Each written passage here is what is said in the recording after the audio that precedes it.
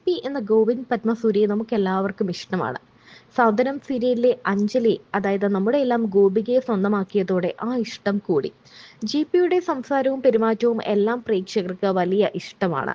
സിനിമയിലും സീരിയലിലും മാത്രമല്ല പരസ്യരംഗത്തും ഒക്കെ സജീവമാണ് GP. മാത്രമല്ല നിരവധി ബിസിനസ്സുകളും താരത്തിനുണ്ട്. ഇപ്പോൾ ഗോപികയുമൊത്ത് ജീവിതം അടിച്ചുപൊളിക്കുകയാണ് താരം. എന്നാൽ തന്റെ പഴയ പ്രണയത്തെക്കുറിച്ചൊക്കെ GP തുറന്നു പറയുന്ന ഒരു വീഡിയോ ആണ് വൈറലായി മാറുന്നത്.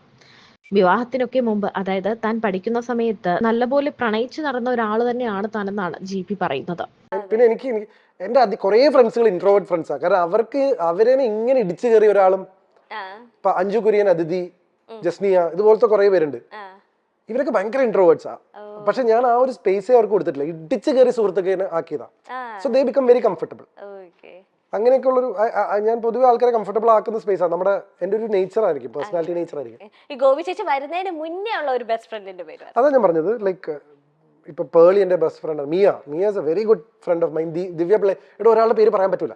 ഞാനിപ്പോ ക്രോണോളജിക്കൽ ഓർഡറിൽ പറഞ്ഞ ഇത് തിരിച്ചു പോയിരുന്നെങ്കിൽ പേളി പ്രശ്നമായി.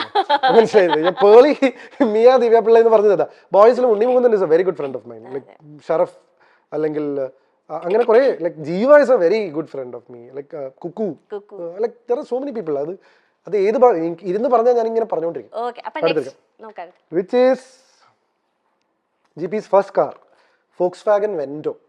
ഒരു blue colour Volkswagen Vento, automatic DSG gear box ഉള്ള ഓട്ടോമാറ്റിക് കാറാണ് ഞാൻ എടുക്കുന്നത്. D4 dance season 2-ലായിരുന്നു. അപ്പോഴാണ് ആദ്യമായിട്ടൊരു കാർ പർച്ചേസ് ചെയ്യുന്നത്. ഫോക്സ്വാഗന്റെ ഒരു വണ്ടിയായിരുന്നു. ഇപ്പോഴും ഞാൻ ആ ഫാമിലിയിലുള്ള കാറുകളാണ് പിന്നെയും വാങ്ങുന്നത്.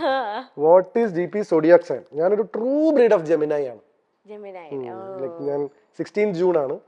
ഈ ജെമിനായി എന്നുള്ള ക്യാരക്ടർ എടുത്ത് നോക്കി കഴിഞ്ഞു കഴിഞ്ഞാൽ കാണുന്ന ഒട്ടുമിക്ക സ്ഥലത്തും എന്റെ character is very similar. What is GP's current age? 37 years. ഞാൻ 1987 ആണ്. 16/6/87 ജൂൺ.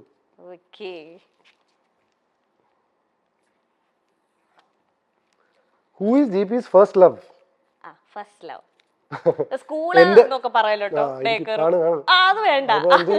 അല്ല, ഫസ്റ്റ് ലവ് എന്ന് പറയുന്നാലേ എന്റെ ഫ്രണ്ട്സ് ഒക്കെ ഫസ്റ്റ് ലവ് എന്ന് പറയുന്നത് നിന്റെ ആദ്യ ഭാര്യ നിന്റെ വർക്കാണെന്ന് പറയും. ആ ഒരു രീതിയിൽ എപ്പോഴും പറയാറുണ്ട്. ബട്ട് ഫസ്റ്റ് ലവ് എന്ന് പറയുന്നത് ആ ഒരു സമയത്ത്, അല്ലെങ്കിൽ what do I call infatuation ആണോ എന്താണെന്ന് അറിയില്ല. ശ്വേത എന്നാണ് കുട്ടിയുടെ പേര്. അവളും കല്യാണത്തിന് വന്നിരുന്നു. ഇപ്പൊ അമേരിക്കയിലാണ്. കല്യാണമൊക്കെ കഴിഞ്ഞിട്ട് അമേരിക്കയിൽ സെറ്റിൽ ആണ്. ശ്വേത ഒരു ഡാൻസ് ഒക്കെ ചെയ്തിരുന്നു എന്റെ കല്യാണത്തിന്. So I M in touch with everyone. അപ്പൊ ഫസ്റ്റ് ലവ് എന്ന് പറഞ്ഞാൽ ഞാൻ ഫസ്റ്റ് ആകുമ്പോൾ അവള് UKG-ലായിരുന്നു. ഞങ്ങൾ തൊട്ടടുത്ത വീടായിരുന്നു, കളിക്കൂട്ടുകാരായിരുന്നു കുട്ടിക്കാലം മുതലേ. So that should be my first love I guess. കാരണം എന്താ വെച്ചാൽ അന്ന് എനിക്ക് ഒരുപാട് പെൺകുട്ടികൾ ഫ്രണ്ട്സ് ഉണ്ടായിരുന്നില്ല. ശ്വേത മാത്രമായിരുന്നു എന്റെ ഫ്രണ്ട്. ഞങ്ങൾ 10ാം ക്ലാസ്സിൽ നിന്ന് ഞാൻ പോയല്ലോ. ഞാൻ പട്ടാമിന്ന് പോയല്ലോ. അത് കഴിഞ്ഞപ്പോ പിന്നെ വേറെ കുറെ ഗേൾ ഫ്രണ്ട്സ്. 10th വരെ സത്യം പറഞ്ഞാൽ 1-2-3 പേരെ ഉണ്ടായിരുന്നുള്ളൂ. ശ്വേത, ഗായത്രി, അങ്ങനെ കുറച്ച് പേരെ ഉണ്ടായിരുന്നുള്ളൂ. ബട്ട് പിന്നെ അങ്ങോട്ട് ഉണ്ടായിരുന്നോ first year, second year, third year, fourth year, third year. പിന്നെ എന്താ വെച്ചാലേ CIRS കഴിഞ്ഞപ്പോഴാണ് ഞാൻ ഭയങ്കര കംഫർട്ടബിൾ ആയത് പെൺകുട്ടികളായിട്ട്. കാരണം അവിടെ ഈ ഒരു ആൺകുട്ടി, നമ്മൾ സ്കൂളിൽ പഠിക്കുമ്പോഴേ പണിഷ്മെന്റ് കിട്ടിയാലാണ് പെൺകുട്ടികളുടെ കൂടെ പോയിരിക്കുക. അപ്പൊ എന്തോ പെൺകുട്ടികളോട് സംസാരിക്കുന്നൊക്കെ എന്തോ ഭീകരാവസ്ഥയാ. പക്ഷെ വീട്ടിലത് പ്രശ്നമില്ല, കാരണം ഫാമിലി ഫ്രണ്ട്സാ ശ്വേതയായിട്ട്. അപ്പൊ ഇവളോട് സംസാരിക്കുമ്പോൾ കളിയാക്കാരുമില്ല. പിന്നെ കുറെ കഴിയുമ്പോൾ ആൾക്കാർ കളിയാക്കി തുടങ്ങി. കാരണം ഇവളും ഞങ്ങൾ രണ്ടുപേരും ഒരുമിച്ച് വരുന്നൊക്കെ കണ്ടിട്ട് പിന്നെ അങ്ങനെ അത് പിന്നെ ഗേൾ ഫ്രണ്ട് ഇല്ല എന്ന് പറയുന്നത് കുറച്ചിലായി തുടങ്ങി. അപ്പൊ എന്റെ അടുത്ത് ആരെങ്കിലും ആരാ ഗേൾ ഫ്രണ്ട് ചോദിക്കുമ്പോൾ ശ്വേതയാണെന്ന് പറയും. കാരണം ഇത് ഭയങ്കര പ്രശ്നമാണ്. പെൺപിള്ളേരുടെ അടുത്ത് സംസാരിച്ചതും നടക്കേടാണ്, ഗേൾ ഫ്രണ്ട് ഇല്ല എന്ന് പറഞ്ഞാൽ പ്രശ്നമാണ്. അപ്പൊ അങ്ങനെയൊക്കെയുള്ള ഒരു സ്പേസിംഗ് ആയിരുന്നു. CIRS എന്താന്ന് വെച്ച് കഴിഞ്ഞാൽ ഞാൻ പറഞ്ഞില്ലേ, ബോംബെ ക്രൗഡ് ആയിരുന്നു, കോസ്മോപൊളിറ്റൻ ക്രൗഡ് ആയിരുന്നു, അമേരിക്കൻ സ്റ്റുഡൻസ് ആയിരുന്നു. ഇവർക്ക് ഈ ബോയ്സ് ഗേൾസിന്റെ ഇത് ഭയങ്കര കുറവാ. തോളിലൊക്കെ വന്നു കഴിഞ്ഞാൽ ഞാൻ ആദ്യമൊക്കെ വേർക്കുമായിരുന്നു. അത് കഴിഞ്ഞ അലോഷൻസ് പോയപ്പോ എനിക്ക് ഇൻഹിബിഷൻ പോയി. അപ്പൊ എനിക്ക് ബോയ്സും ഗേൾസ് ഒക്കെ ഒരുപോലെ. അങ്ങനെ ഞാൻ കൂടുതൽ പെൺകുട്ടികളോട് കംഫർട്ടബിൾ ആവുന്നില്ല. എപ്പോഴും എനിക്കൊരു പ്ലസന്റ്നെസ് ഉണ്ടായിരുന്നു. പക്ഷെ അതും കൂടെ കഴിഞ്ഞോട് കൂടിയിട്ട് പിന്നെ ഫ്രണ്ട്സും ഗേൾസും ലവും ഒക്കെ അത്രയാണ്. ഞാൻ കമ്മിറ്റഡ് റിലേഷൻഷിപ്പിലായിരുന്നില്ല കേട്ടോ. ലൈക്ക് അത് ഞാൻ എടുത്ത് മുമ്പും പറഞ്ഞിട്ട് ഇപ്പോഴും പറഞ്ഞിട്ട്, ലൈക്ക് അങ്ങനെയായിരുന്നെങ്കിൽ എന്റെ കല്യാണം എപ്പോഴും കഴിഞ്ഞാൽ. Like I was always in A confused space. ഈ കുട്ടിയാണോ ഈ കുട്ടിയാണോ എന്തൊക്കെയാ സംഭവിക്കുന്ന ചോദ്യം ആ ലൈനാണ്. ഇപ്പൊ ഈ ഡീപ്പ് ഡാൻസിൽ ഒരുപാട് ഇങ്ങനെ ചേട്ടന ലൈക്ക് എല്ലാരും ഏറ്റെടുത്തതിനപ്പോ ഒരുപാട് ഗേൾസ് ഫാൻസ് വന്നിട്ടുണ്ടല്ലോ.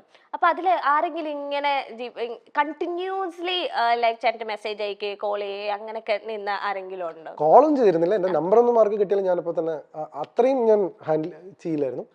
പക്ഷെ I use to get letters എന്നോ വീട്ടിലേക്കൊക്കെ കത്തുവരായിരുന്നു. ഞാൻ ഇൻസ്റ്റാഗ്രാം ഒരു സമയത്ത് ഇൻസ്റ്റാഗ്രാം അല്ല ഫേസ്ബുക്ക് ഒരു കാലത്ത് സ്ഥിരമായിട്ട് നോക്കുമായിരുന്നു.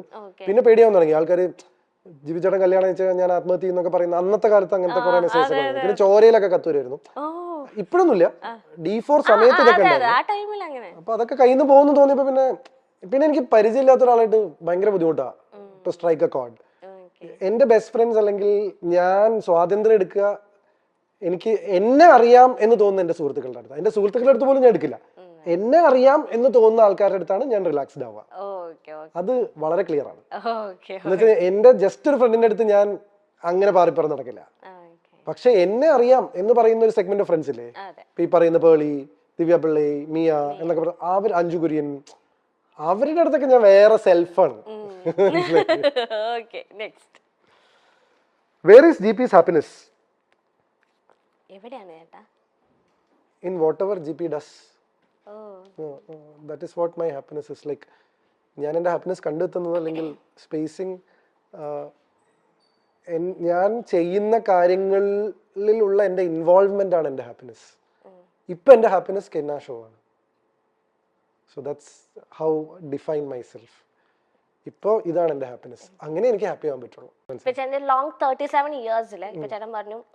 ഫോർ എക്സാമ്പിൾ എന്റെ ഒരു എലമെന്റ് ഓഫ് ഇത് ശരിക്കും ബ്രേക്ക് ചെയ്യാൻ പാടില്ല. ഐ ഡോണ്ട് നോ, ഞാൻ കെന്നയ്ക്ക് മനസ്സിലാവാൻ വേണ്ടി മാത്രം പറയാം.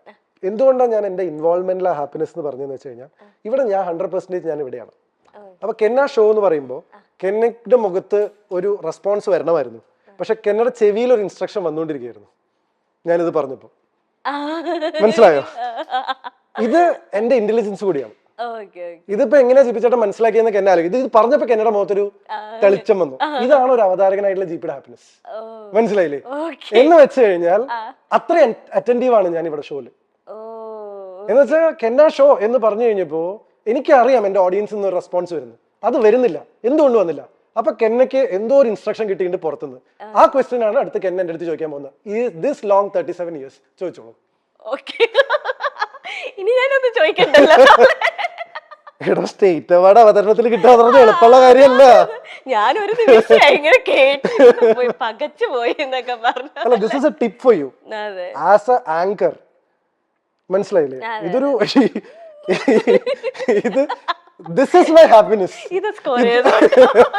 This is GP's happiness. അതാ ഞാൻ നിങ്ങളെ ടെക്നിക്കാലിറ്റി ഞാൻ ബ്രേക്ക് ചെയ്യണോന്ന് വരെ ഞാൻ ഇപ്പൊ ചിന്തിച്ചു. കാരണം നിങ്ങളുടെ ചെവിയിൽ ഒരു ഇന്നിയർ ഇരിക്കുന്നുണ്ടെന്ന് പ്രേക്ഷകർക്ക് അറിയില്ല. പക്ഷെ this is A content for you. ഇത് കെന്ന ഷോന്റെ ഒരു കണ്ടന്റ് ആണ്. വേറെ ഒരാൾ ഇവിടെ വന്നിരുന്നത് നിങ്ങൾക്ക് ഇങ്ങനെ ഒരു സാധനം പറയില്ല. കാരണം ഞാൻ അത്ര അറ്റൻറ്റീവ് ആണ്. ഞാൻ ഇത്രയും സംസാരിക്കുമെങ്കിലും എന്റെ ചുറ്റും നടക്കുന്നതിനെ കുറിച്ച് ഞാൻ എസ്പെഷ്യലി ഒരു ഷോ നമുക്കറിയാം, ഇത് എന്റെ ഏരിയ ആണ്. അപ്പൊ ചോദിച്ചോളൂ, ലോങ് 37 years? അല്ല, ചോദിച്ചോളൂ. അത് നിങ്ങൾക്ക് അവിടുന്ന് ഷോന്റെ ഒരു ഇൻസ്ട്രക്ഷൻ വന്നല്ലേ, ഞാൻ പറയാം. ലോങ് 37 years ഏറ്റവും ഹാപ്പിയസ്റ്റ് ആയിട്ട് തോന്നിയ ഒരു മൊമെന്റ് ഏതാണ്? ഇതാ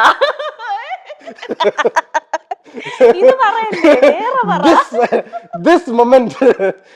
എടോ, ഇതിലും നല്ലൊരു മൊമെന്റ് ഏതാണ്? ഒരു അവതാരകന് ഇതിലും നല്ലൊരു മൊമെന്റ് ഏതാണ് ഹാപ്പി ആവാനുള്ളത്?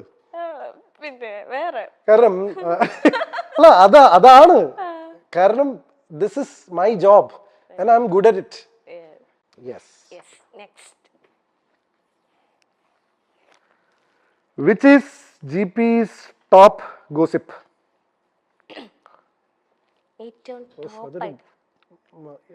ഞാൻ പക്ഷേ ഇല്ലേ, ഇന്ന് പണ്ടത്തെ ഒരു ഇന്റർവ്യൂല് ജസ്റ്റ് കേട്ടോണ്ടിരുന്നപ്പോഴത്തേനും കമന്റ്സും ജസ്റ്റ് ഞാൻ സ്ക്രോൾ ചെയ്തതാ. അപ്പൊ അതിലൊരു എന്തോ ഒരാള്, വ്യക്തിയുടെ പേരൊന്നും എനിക്ക് ഓർമ്മയില്ല, നല്ല ഡീറ്റെയിൽ ആയിട്ട് GP ചേട്ടന്റെ പേളി ചേച്ചിയുടെ ഒക്കെ അറിയുന്ന രീതിയിൽ പേളിയും GPയും ഇഷ്ടത്തിലായിരുന്നു. പിന്നെ അവരെന്തോ പിണങ്ങി, പിന്നെ അതുകൊണ്ടാണ് അവര് കെട്ടാത്തത്. അത് ഞാൻ ഇനി അങ്ങനെ അപ്പൊ ഞാൻ വെച്ചത് ഈ പേളിയും GP ചേട്ടനായിട്ട് ഞാൻ അങ്ങനെ ഗോസിപ്പുകൾ ഒന്നും കേട്ടിട്ടില്ല. അപ്പൊ ആ കമന്റിൽ എന്തോ ഗോസിപ്പ് ഉണ്ടായിരുന്നു എനിക്ക് തോന്നുന്നു. എനിക്ക് മേജർ ആയിട്ടുള്ള എനിക്കിതിൽ ഏതാ മെയിൻ ദിവ്യപിള്ള, ഇതിൽ ഏതാണോ ടോപ്പ്? ഗോസിപ്പുകൾ ഇഷ്ടംപോലെ ഉണ്ട്. എനിക്കത് മിയ ചേച്ചി ആയിട്ടായിരിക്കും. പക്ഷെ എന്താ അറിയോ, ദിവ്യപിള്ളയുടെ ഗോസിപ്പിന്റെ സമയത്ത് സോഷ്യൽ മീഡിയ സ്ട്രോങ് ആയിരുന്നു. അപ്പൊ അത് ഭയങ്കരമായിട്ട് ആഘോഷിക്കപ്പെട്ടു.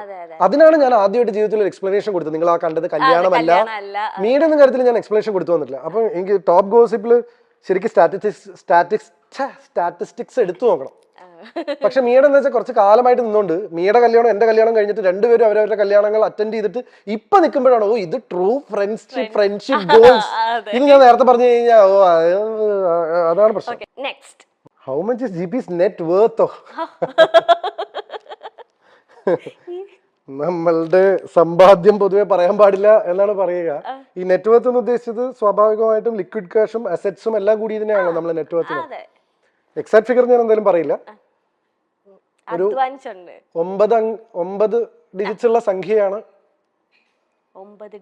ഇനി അത് പോയി കൂട്ടി നോക്കി എത്രയാണ് 9 ഡിജിറ്റ് ഉള്ള സംഖ്യ എന്നുള്ളത്, ഇൻക്ലൂഡിങ് പ്രോപ്പർട്ടീസ് ആൻഡ് എല്ലാം കൂടി കഴിഞ്ഞാൽ ഒരു സ്വാഭാവികമായിട്ടൊരു 9 ഡിജിറ്റിലുള്ള സംഖ്യ ആയിരിക്കും. പക്ഷെ എമൗണ്ട് ഞാൻ റിവീൽ ചെയ്യില്ല.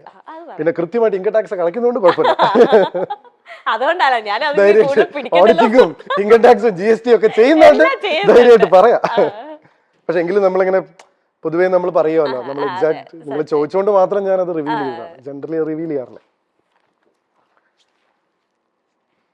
What is GP's bad habit?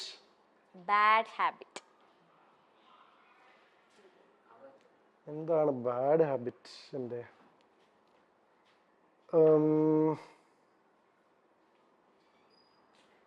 Bad habit അയ്യോ, ഗോപി ചേച്ചി പറഞ്ഞ ബാഡ് ഹാബിറ്റ് ഒന്നും അത് ഭയങ്കര ഞാൻ എനിക്ക് തോന്നുന്നു ഞാൻ ഇപ്പൊ പല സ്ഥലത്തും അത് പറഞ്ഞു. അതെന്റെ ബാഡ് ഹാബിറ്റ് എന്ന് പറഞ്ഞു കഴിഞ്ഞാൽ പുറത്തു പോയി കഴിഞ്ഞു കഴിഞ്ഞാൽ ഡ്രസ്സ് മാറ്റാതെ കിടക്കയിൽ കിടക്കുക, പിന്നെ അവിടെ ഇവിടെയും വെച്ച ബാഗ് എടുത്ത് കട്ടിൽ വെക്കുക. മറ്റേ OCD ഇല്ല, പക്ഷെ ഒരു OCDയുടെ അത്രയും ലെവലില്ല. ബട്ട് ഷീ ഈസ് വെരി, അവളുടെ ഒരു ഹാബിറ്റ് സ്പേസിൽ അവള് ഭയങ്കര ഫോക്കസ്ഡ് ആണ്. അവള് ചെരുപ്പൊക്കെ ഇട്ടിട്ടേ വീട്ടിൽ നടക്കുള്ളൂ. എനിക്ക് അങ്ങനത്തെ ശീലമൊന്നും ഉണ്ടായിരുന്നില്ല.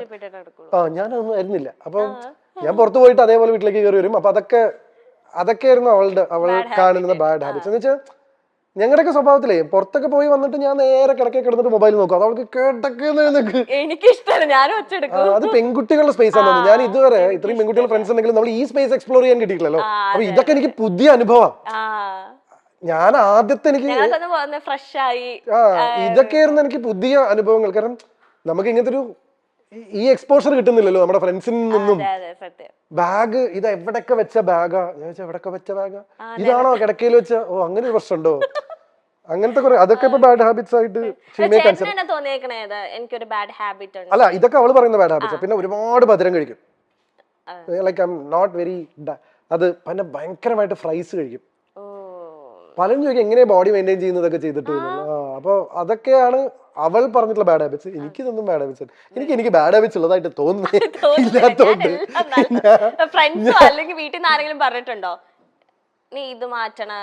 ഫ്രണ്ട്സ് പറയാറുണ്ട് നീ ഭയങ്കര വെറുപ്പിക്കലാണ്, നിന്റെ ഭയങ്കര ബാഡ് ഹാബിറ്റ് എന്ന് പറയാറുണ്ട്. നീയൊക്കെ പറഞ്ഞിട്ടുണ്ടോ ഇന്റർവ്യൂലൊക്കെ? അതെല്ലാ ഫ്രണ്ട്സും പറയാറുണ്ട്. നെല്ലിക്ക എന്ന് പറയും. കഴിച്ചിട്ട് ഇറക്കാനും വയ്യ, മധുരിച്ച് തുപ്പാനും. നിന്നെ ഫ്രണ്ട് ആക്കി കഴിഞ്ഞാൽ ദേഷ്യവും വരും, എന്നാ ഇവനെയായിട്ട് പരിപാടി നിർത്തി പോവാനും തോന്നില്ല. അപ്പൊ അത് ആയിരിക്കാം. What is GP's weakness? That's A very interesting question. Of light ഞാൻ മനസ്സിലാക്കിയ എൻ്റെ ഒരു വീക്ക്നെസ് എന്ന് പറയുന്നത്, ഞാൻ എല്ലാവരെയും വല്ലാതെ വിശ്വസിക്കും. അത് എസ്പെഷ്യലി വർക്ക് ഫ്രണ്ടിൽ, കരിയർ സ്പേസിൽ ഞാൻ ഒരുപാട് ആളുകളെ അന്ധമായി വിശ്വസിക്കും. പലരും നോ പറയുമ്പോൾ പോലും എനിക്ക് പണികൾ കിട്ടാറുണ്ട്, എങ്കിലും ഞാൻ അവരെ വിശ്വസിക്കും, എൻ്റെ കൂടെ നിന്നവരെ. പക്ഷെ ഇപ്പൊ അടുത്താണ് എനിക്ക് മനസ്സിലായത് അതിൻ്റെ ഒരു വീക്ക്നെസ് ആയി മാറി തുടങ്ങിയിട്ടുണ്ട്. ലൈക്ക് എനിക്ക് ആളുകളെ പ്രൊമോട്ട് ചെയ്യാൻ ഇഷ്ടമാണ്. നിങ്ങൾ എൻ്റെ യൂട്യൂബ് ചാനലിലും മറ്റു സംഭവങ്ങളൊക്കെ കാണാറുണ്ട്.